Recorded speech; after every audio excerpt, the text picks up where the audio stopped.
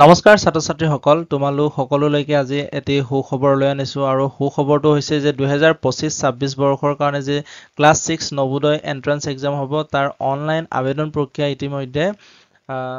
আৰম্ভ হৈছে আৰু ইয়াৰ নটিফিকেশ্যন আমাৰ যে JNB অফিচিয়েল আছে অফিচিয়েল ৱেবছাইটত প্ৰকাশ পাইছে আৰু ইয়াৰ কাৰণে আজি তাৰিখৰ পৰা আজি হল 17 সো আজি তাৰিখৰ পৰা এপ্লাই কৰিব পাৰিবা ৰেজিষ্ট্ৰেচন কৰিব পাৰিবা সো ৰেজিষ্ট্ৰেচন কৰাৰ লাষ্ট যেটো ডেট আছে এয়া হল 16/9/2024 মানে 16 ছেপ্টেম্বৰৰ লৈকে লাষ্ট ডেট আছে ধুনীয়াকৈ তোমালোকে অনলাইন কৰিব পাৰিবা ৰেজিষ্ট্ৰেচন কৰিব পাৰিবা সো এই ভিডিঅত কেনেকৈ ৰেজিষ্ট্ৰেচন কৰিব লাগিব কি ডকুমেন্টস লাগিব আৰু গোটেইটোৰ বিষয়ে ধুনীয়াকৈ ইয়াত বুজাম সো ভিডিঅটো শেষলৈকে চাবা এপ্লাই কৰাৰ ডেটটো আজি তাৰিখৰ পৰা ষ্টাৰ্ট হ'ব মানে 16ত পাবলিশ হৈছে ন 16/7/2024ত পাবলিশ হৈছে আৰু তুমি 16 তাৰিখৰ পৰা আৰম্ভ কৰিব পাৰা না 17ৰ পৰা আৰম্ভ কৰিব পাৰিবা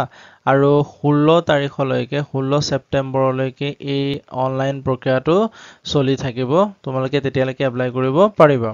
তাৰ পৰা এপ্লাই কৰাৰ পিছত আমাৰ যি সিলেকশন টেষ্ট হ'ব পৰীক্ষা কেতিয়া হ'ব বুলি ক'লে দুটা প্ৰক্ৰিয়াত হয় এটা হ'ব 12 এপ্ৰিল 2025 এইখিনি জম্মু কাশ্মীৰ ঠিক আছে তাৰ পৰা মেঘালয় মিজোৰাম নাগালেণ্ড ছিকিম হেইকেইখন ষ্টেটৰ কাৰণে ৰাজ্যৰ কাৰণে আমাৰ 12 এপ্ৰিল 2025ত অনুষ্ঠিত হ'ব পৰীক্ষা আৰু আমাৰ অসমৰ কাৰণে বা অৰুণাচল প্ৰদেশ ঠিক আছে বিহাৰ ছত্তীশগড় গোৱা হেইকেইখন ৰাজ্যৰ কাৰণে আমাৰ 18 জানুৱাৰী 2025ত এই পৰীক্ষাটো অনুষ্ঠিত হ'ব আৰু কিমান টাইমৰ পৰা ষ্টাৰ্ট হ'ব বুলি কৈছে 11:30 ৰাতিপুৱা 11:30 পৰা ষ্টাৰ্ট হ'ব ঠিক আছে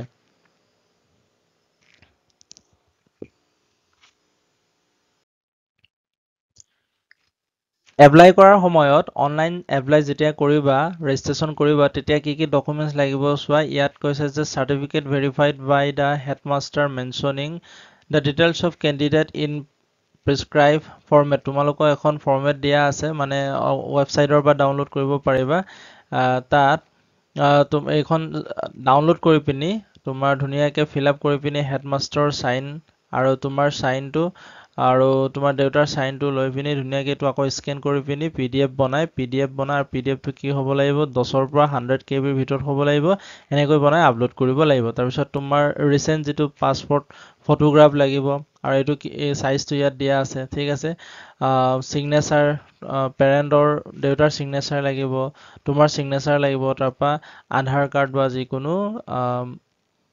আধাৰ ডিটেইলছটো লাগিব ঠিক আছে সো এপ্লাই কৰিবৰ কাৰণে বিশেষ বেছি ডকুমেন্টস নালাগে এক নম্বৰ ডকুমেন্টসটো হ'ব স্কুল সাৰ্টিফিকেট বুলি এখন ৱেবছাইটতে পোৱা যাব ৰেজিষ্ট্ৰেচনটো যেতিয়া কৰিবলৈ যাবা ৰেজিষ্ট্ৰেচন কৰাৰ সময়ত কাষতে ধুনীয়াকৈ ফৰমেটখন দিয়া আছে ফৰমেটখন ডাউনলোড কৰিব লাগিব ডাউনলোড কৰি প্ৰিন্ট কৰি ধুনীয়াকৈ তাত ডিটেইলছবোৰ ভৰাব লাগিব ভৰাই হেডমাষ্টাৰৰ সাইন ল'ব লাগিব তোমাৰ সিগনেচাৰ দিব লাগিব সাইনটো দিব লাগিব আৰু দেউতাৰ সিগনেচাৰটো দিব লাগিব আৰু এখন আকৌ পিডিএফ বনাই 10 KB আৰু 100 KB সাইজৰ ভিতৰত বনাই আপলোড কৰিব লাগিব এইখিনি কম্পিউটাৰ ইন্টাৰনেট কেফেত গলে এইখিনি কৰি দিব দুই নম্বৰতে তোমাৰ ফটো লাগিব ঠিক আছে তাৰ পৰা আধাৰ কাৰ্ডখন লাগিব আধাৰ